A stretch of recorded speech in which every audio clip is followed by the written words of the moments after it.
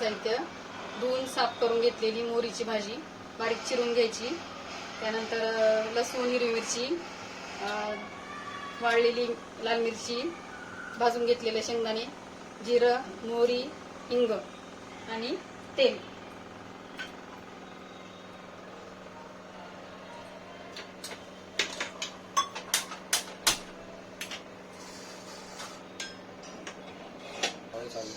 तेल आपलं तापलंय, यात मोहरी अर्धा चमचा, 1 चमचा जिरे, त्यानंतर थोडा हिंग, पाव चमचा, मग हे कुटून घेतलेलं हिरवी मिरची आणि लसूणचं वाटण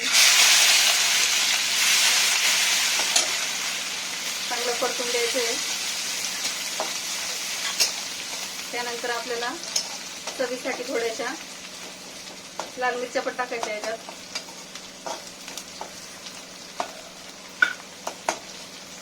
हे चांगलं शिजलं की त्यात आपण या लाल मिरच्या याचा चांगलं परतल्यावर सुगंध यायला लागला तर मग यात आपण ही धुवून बारीक चिरून घेतलेली मोहरी टाकायची आहे.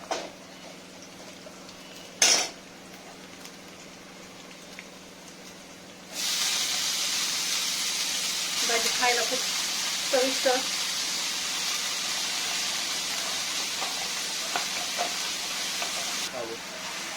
ही भाजी चांगली परतून याला चांगलं शिजवून घ्यायचं आपल्याला. त्यानंतर चांगली शिजल्यानंतर मीठ घालून आणि नंतर मग शेंगदाण्याचा कूट टाकून परत थोडीशी शिजवून द्यायची. आता ही चांगली शिजवून घेऊ आपण.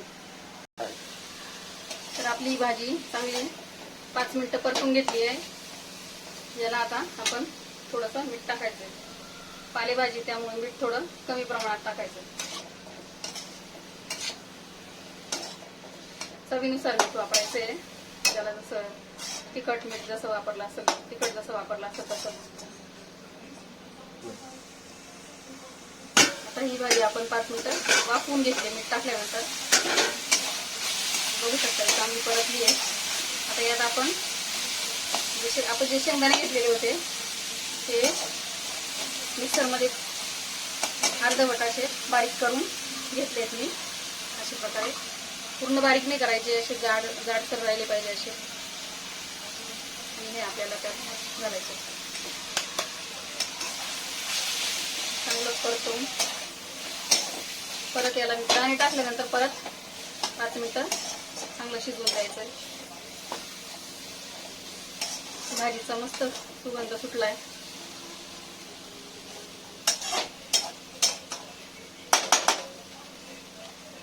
आता ही 5 मिनिटं आपण शिजवून घेऊ. आता ही भाजी आपली दाणे टाकल्यानंतर परत वाफवली आपण थोडीशी आणि तयार आहे, खाण्यासाठी तयार. तुम्ही पण तुमच्या घरी नक्की बनवा. खूप छान लागते आणि शरीराला खूप पौष्टिक आहे ही भाजी. आणि